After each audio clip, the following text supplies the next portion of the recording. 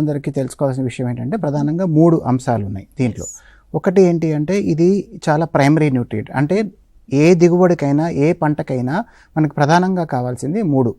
ఒకటి నత్రజని, భాస్వరము, పొటాషియం.